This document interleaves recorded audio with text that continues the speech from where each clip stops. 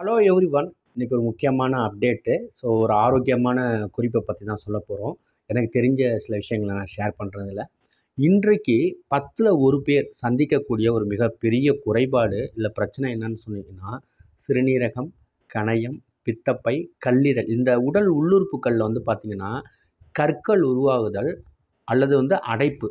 இது பார்த்தீங்கன்னா பயங்கரமாக உங்களுக்கு தொந்தரவு இருக்கும். உடல் உபாதைகள் சொல்ல முடியாத கஷ்டங்கள் இருக்கும் அதில்.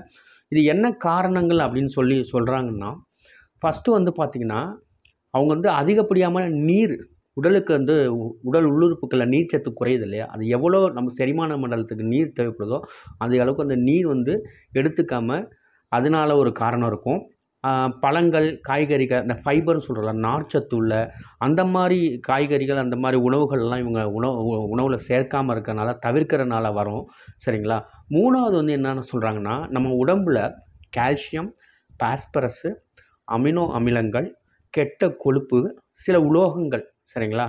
நம்ம ஏதோ ஒரு அந்த உலோகங்களோட அளவு அதிகமாகி ஸோ இதில் செரிமான மண்டலத்தில் சரியாக செரிக்காமல் அதுக்கான நீர்ச்சத்து குறைந்து போகுது இல்லையா? நீர்ச்சத்து, இந்த சிட்ரஸ் பழங்கள், இது மாதிரி சில அதுக்கு ஈக்குவலாக வேதிவினை புரிஞ்சு அது கல்லாக மாறாமல் எப்படி கழிவாக வெளியேறும் ஏதோ ஒரு வகையில்.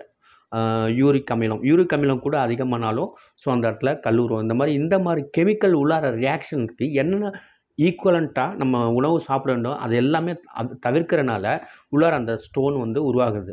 சரிங்களா? இதை தவிர்க்கிறதுக்கு இதை வராமல் முன்னெச்சரிக்கையாக என்னென்ன மாதிரி விஷயங்கள் சொல்கிறான்னா, கசகசா, முள்ளங்கி, சுரக்காய், துளசி, அப்புறம் வந்து பார்த்திங்கன்னா தானிய வகைகள் எல்லாமே சாப்பிட்லாம். திணைகள் சரிங்களா? பச்சை காய்கறிகள் இது எல்லாமே சாப்பாட்டில் சேர்த்துக்கணும். நார்ச்சத்து உள்ள, நீர்ச்சத்து உள்ள மேக்ஸிமம் எல்லாத்தையும் நீங்கள் சாப்பிட்டுக்கிட்டே வரணும். தண்ணி அதிகமாக குடிக்கணும். எதை தவிர்க்க வேண்டும்னா, கோழி, அதிக இறைச்சி, அதாவது புரதச்சத்து உள்ள அந்த இறைச்சிலாம் இருக்குல்ல, கோழி, முட்டை மஞ்சள் கரு, அப்புறம் வந்து பார்த்திங்கன்னா மாட்டு இறைச்சி, மீன், ஸோ இதெல்லாம் அதிக புரதம் உள்ளதெல்லாம் அவங்க தவிர்க்கணும். ஸோ இதுக்கு மாற்று வந்து என்ன பண்ணலான்னா, தோல் நீக்கி அந்த கோழிக்கறி சாப்பிட்லாம். அப்புறம் முட்டை, வெள்ளைக்கரு இது எல்லாமே மருத்துவர் ஆலோசனைப்படி நீங்கள் ஃபாலோ பண்ணிட்டு வந்தீங்கன்னா, ஸோ வருமுன் காப்பதே நல்லது. ஸோ இந்த மாதிரி ப்ராப்ளம் வராமல் நம்ம இந்த குறைபாடு, இந்த நோய் வராமல் நம்ம பாதுகாத்துக்கலாம். ரொம்ப நன்றி. Thank you so much.